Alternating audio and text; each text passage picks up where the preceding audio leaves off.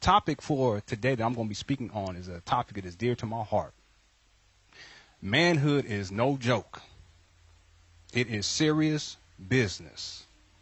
I'm going to be talking about 7 things that every man can do to prepare for a positive relationship. Earlier today, a sister said, sometimes we lose out on hope about positive relationships.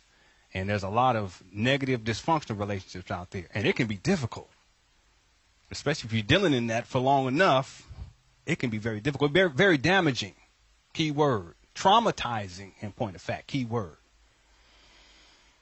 Well, there is hope. And what I hope to do while I'm here is to share with you brothers some things, also sisters some things to think about. Because if these are 7 things that every man can do to prepare for a positive relationship, and the man that you're looking at or thinking about dealing with, he should be doing at least these 7 things. Okay? Now, next month, I'm going to come back. I'm going to talk about 7 things that every woman can do to prepare for a positive relationship. Now, it's not about whether or not you are deserving of a positive relationship. It's about whether or not you are prepared for one. Okay? I want people to be clear about this. It's the preparation part that we get hung up on. See, most of us, or many of us, we've been trained to pursue as opposed to prepare. Okay, 2 P's. You pursue a relationship, but you don't prepare for the relationship. Got that? So if you're always in pursuance mode, pursuance isn't about refinement of self. It's about trying to get what you think you want.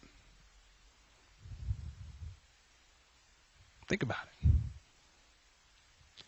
Pursuance is about trying to get what you think you want in a relationship. However, purification of self and preparing oneself, I talked about this last month, purification through healing for the purpose of what? You remember? Purification and healing for the purpose of preparation. So this fits right into the next mix here. You see? It is about the preparation. Am I prepared for a positive relationship? For you men, you have to be prepared for manhood in the first place. What kind of man thinks that he's going to function in a positive relationship if he's not a man in the first place? It's not going to happen. You're operating like a boy. Boys do things quite differently than men. My sons know this. My oldest, he just turned 10 last week. I'm 10 years of father now. Congratulations to me. I should also say, when I speak on this because I'm living this. You see, like I said, Brother Tahuti, when he says he is who he says he is, okay, I am who I say I am, and I can back it up every single day. You can ask my wife. She'll validate all of it. You can look at my children, and they'll validate it too. My son's 10, 7, my youngest baby Jay, he's 2.5. I got 2 daughters, too, 2 beautiful daughters. But my sons, they know these things. They know the difference between what a man is and what a boy is. But a lot of us, we don't know that. A lot of us, we didn't have the guidance that we needed. We didn't have the father figure in our life. Some of us didn't even have fathers in some cases, our fathers was there. They're dysfunctional, giving us misrepresentations of what it means to be a man, abusive to our mothers, or disrespectful towards women. So a lot of us, we don't even know what it means to be a man. But you can't function within a positive relationship if you don't know how to be a man in the first place. So we're going to tackle some of those issues here today. The question is not whether or not you are deserving of a positive relationship. It is whether or not you are prepared. A lot of us, we get this notion that we have to be deserving of something, but relationships are the most naturally occurring thing on planet Earth. You can look at, we're looking at human beings, looking at other animals, you're looking at plants, you look at the relationship between the sun and the moon, you look at the relationship between the earth and water. Relationships are the most natural thing that are taking place here on planet Earth. So it should be, it's like abundant. And anyone can experience a positive relationship. It's a matter of whether or not you're prepared for one. The problem is we don't get prepared. And many of us, we're so used to going into pursuance mode. I want to find me somebody. I'm going to get with that. That we don't take the time to prepare for a positive relationship.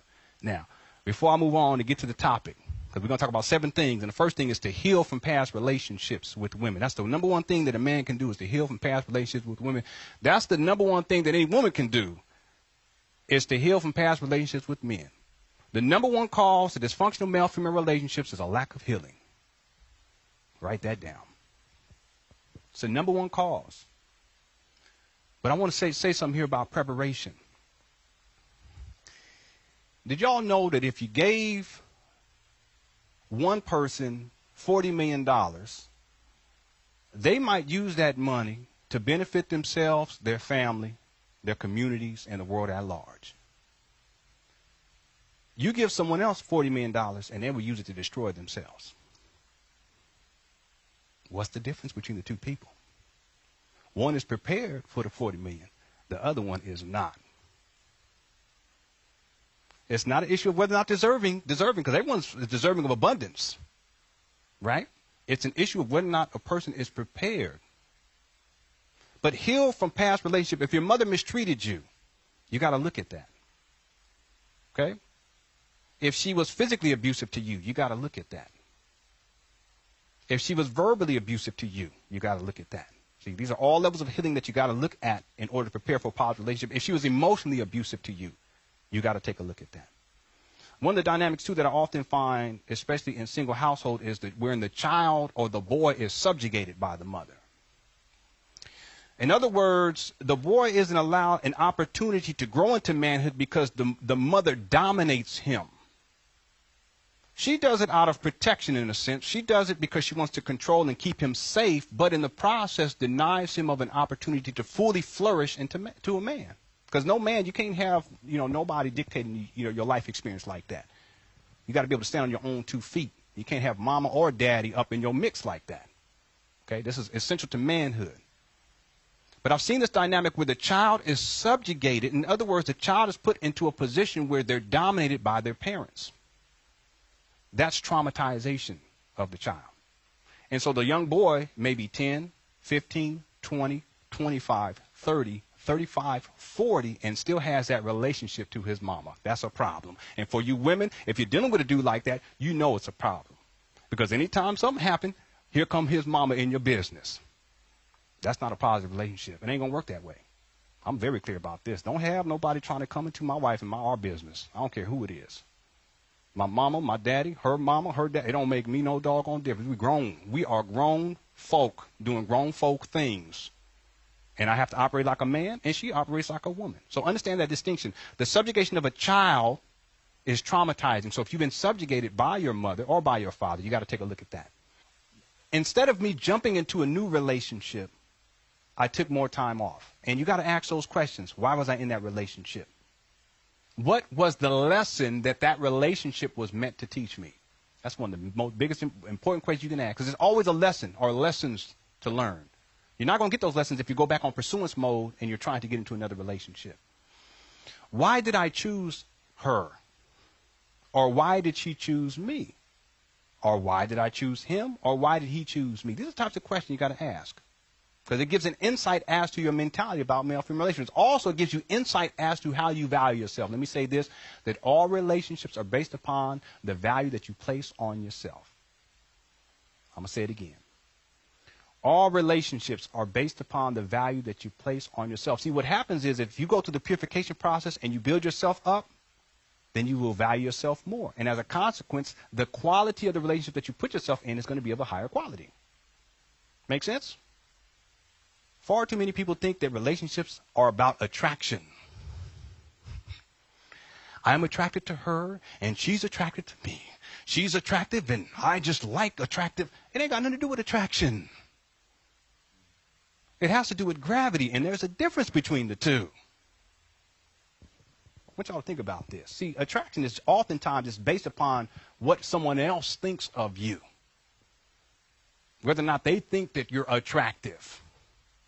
Gravity ain't got nothing to do with what anybody else thinks about you. Gravity has to do with what's going on inside of you. I want y'all to think about this.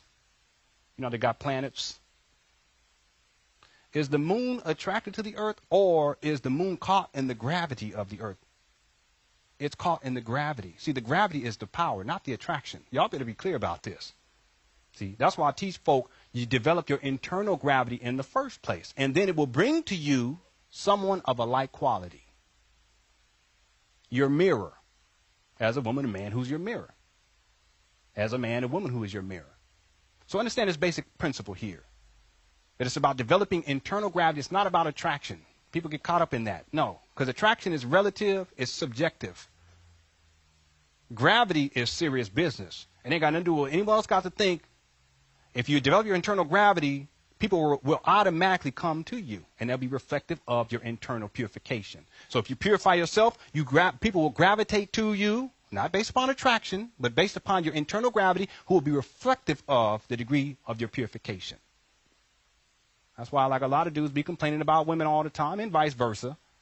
She does this and she does. Well, why are you dealing with her? She's impure and I don't like her. She does this to me. Well, why are you dealing with her? There's something inside of you that's impure that brings that level of impurity into your space. That's your internal gravity. Ain't got nothing to do with attraction. You see what I'm saying? So with my wife, we don't have drama. We don't argue, fuss, and fight, yell at each other, none of that stuff. And I wouldn't accept it anyway. I wouldn't accept that. Because I know that the process that I went through to become who I am, and I know what I'm deserving of, and I know what I'm prepared for. You see, it ain't got nothing to do with my wife being attractive. She's fine, too. It ain't got nothing to do with that. I want y'all to get this point. It has to do with developing internal gravity. That has to do with what's going on inside of you in the first place. Men do not cause problems. We solve them. To who do you know what I'm talking about? Boys cause problems. Write it down. That's one of the things, you women, if you want to distinguish between a boy and a man, boys will cause you problems. Men will solve problems for you. And we do it because it's what we do. We don't even expect nothing from you. Boys might, but men, no, we don't expect nothing from you. Let me solve some problems for you because that's what makes me feel like a man. Don't let my wife say, you know, the door hinge needs to be fixed. I'm like, oh, yeah. I'll be getting excited. Go get my toolbox. You're going out there. Yeah, let's go. Take my shirt off. Be like, yeah, let's go. Let's do this. See? I'm serious about that. Okay, that's what's up. All right, okay.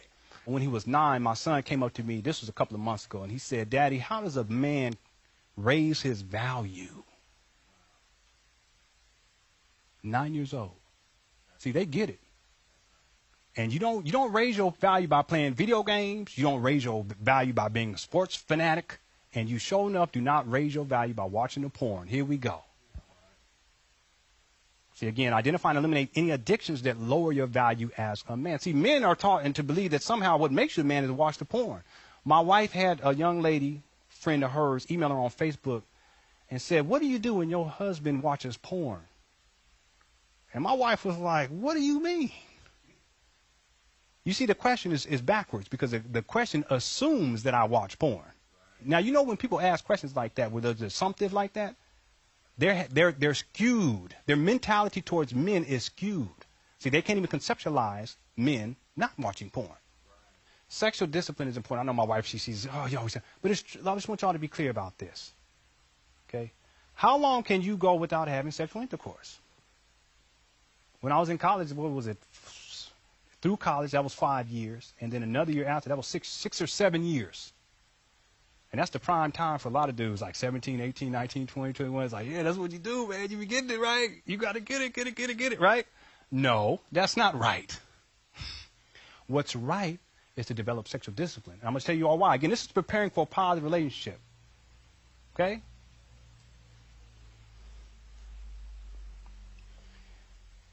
This sexual discipline on 2 levels, related to women. Okay? In other words, instead of being sexually promiscuous, and have a level of sexual discipline to where you can interact with a woman without having the expectation of sex. You want to develop your internal gravity? Dudes, do this one thing. Be in service to women without any expectation. Because a lot of dudes be doing stuff because they want to have sex. A lot of women viewing this, you know what I'm talking about.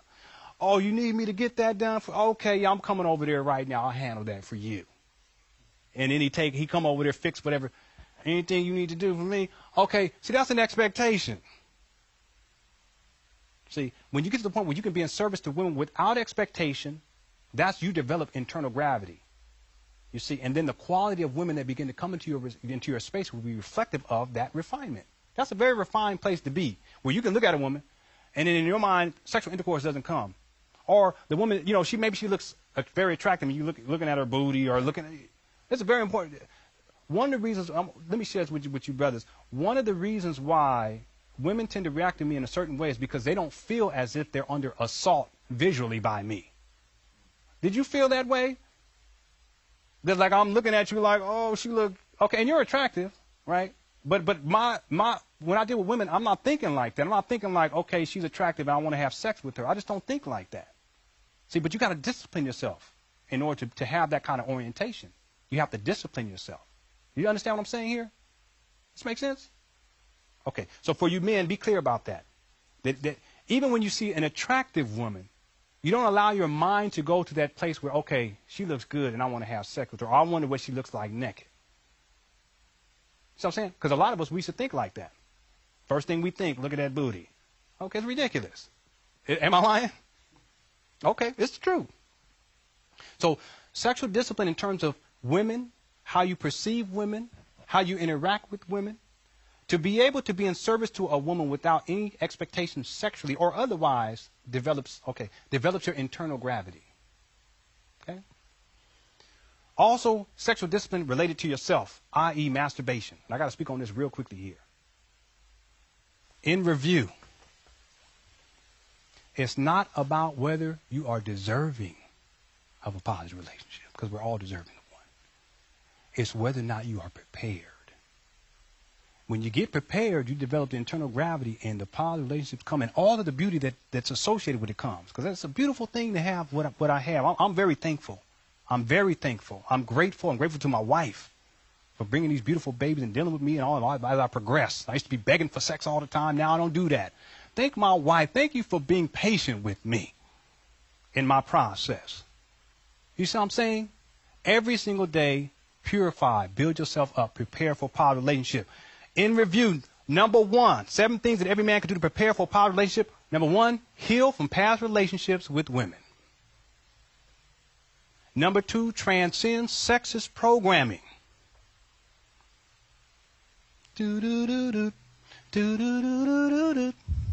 Ain't no fun when craziness. You got to transcend the sexist program and the sexist programming against men that many men adopt. All men are dogs. I guess I can be a dog. No, dude, you're more than that. Don't buy into the hype. You're greater than that. Number 3, identify and eliminate any addictions that lower your value as a man. I wish I had more time to talk about the addictions, because seeing my father in his addictions, it was traumatizing. When you see your parent high, see, for you parents out there that want to defend the weed and the alcohol and the video games and sports fanaticism and, drugs and even food to a degree. You want to defend all that? Put yourself on the other side of the fence. Act like you are your own child and then see yourself through the lens of your child's eyes. And tell me tell me whether or not you will be traumatized by what you see in yourself as a parent. I'm telling you, seeing my father high on the weed, drunk on the crack, it was extremely traumatizing. And for young children to see their parents on the marijuana, all that, it's just traumatizing. So parents, you got to look at that. Really look at that critically. You got to identify and eliminate any addictions that lower your value as a man, for you men out there.